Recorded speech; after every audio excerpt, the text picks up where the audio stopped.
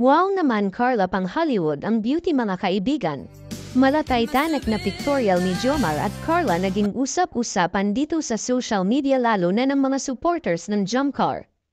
At Jomar sobrang natulala sa nakita kay Carla ano naman kaya ito at yan ay ating malalaman mamaya pero bago yan.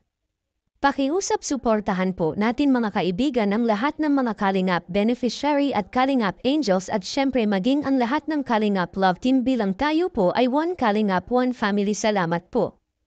Isang mapagpalang buhay po sa ating lahat at muli ay nagbabalik ang lead mula sa paborito ninyong beneficiary na si Carla mga kaibigan pero bago yan. Pakiusap mangyari po sanang tapusin po muna natin ang video na ito bago po tayo magbigay ng sarili nating komento kaugnay po dito mga kaibigan. At syempre wag rin po natin kalimutan na mag-like, mag-share at mag-subscribe bilang suporta na rin sa ating munting YouTube channel. Pero syempre wag rin po natin kalimutan suportahan ang magamang matubang na si Kuya Val at Kalingap Rob lalo na sa kanilang mga charity works salamat po. Mala Titanic na pictorial ni Carla at Kalingap Jomar naging usap-usapan ng mga viewers at supporters ng kanilang love team at Jomar natulala kay Carla pero bago yun pag-usapan po muna natin ito. Well mga kaibigan viral na naman ngayon si Jomar at Carla dahil sa Mala Titanic na pictorial nilang dalawa para sa launching ng kanilang billboard kung saan isa nga si Jomar at Carla ang starring at siguradong inaabangan ng mga fans na makikita sa billboard at regarding na ito sa Velvet Box Company na kanilang pinopromote mga kaibigan. Sa katunayan mga kaibigan kung bakit naging maganda ang resulta ng pictorial dito ni Carla ay pinaghandaan talaga ito ni Carla dahil nagbunga yung kanyang diet plan at yung kanyang exercise routine. Kaya naman hindi na nakakapagtataka kung bakit swak na swak si Carla sa kanyang pictorial at bumagay rin sa kanya yung dress kung saan medyo naging daring nung look dito ni Carla mga kaibigan.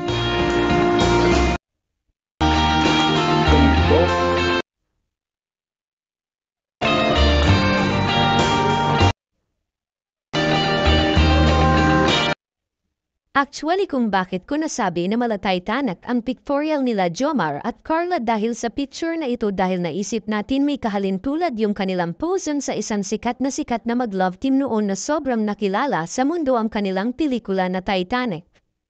Well kung ating pagmamasdan yung pose ni Carla at Jomar ay may kahawig talaga sila na international actor at actress at walang iba kundi si Jack at Rose ng Titanic mga kaibigan.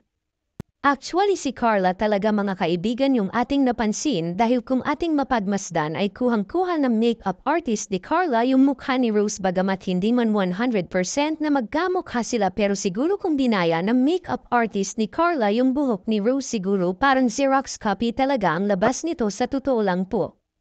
Well iba po talaga si Carla kapag isinalam na sa camera kahit anong anggulo ay patok at swak sa panglasa ng mga viewers kaya naman hindi na talaga natin maalis na trending talaga si Carla lalo pagdating sa pictorial dahil sa ganda rin talaga ng mukha ng batang ito mga kaibigan. Samantala ang masasabi ko lang ay level up na po talaga mga kaibigan itong si Carla mula sa pagiging simpleng dalaga into professional blogger at soon to be a professional nurse well worth it talaga yung hirap na pinagdaanan ni Carla at ito na siya ngayon the new improved Carla from beneficiary to a model well deserved talaga. At Jomar hindi maiwasan na magnakaw ng tingin kay Carla dahil sa sobrang ganda nito at talaga naman kahit sino mapapalingon mga kaibigan. Ang sabi pa nga ni Kalingap Rob ay halos hindi niya namamukhaan yung kanyang mga alaga dahil hindi na aniya niya makita na isa lang silang beneficiary ngayon ng dahil sa pictorial na ito. Samantala iyan lang po muna ang isa sa pinakamagandang update na yun mga kaibigan tungkol kay Carla. Maraming salamat po mga kaibigan sa panunood at pagsuporta sa aking channel. Ingat po kayo at God bless. Salamat po.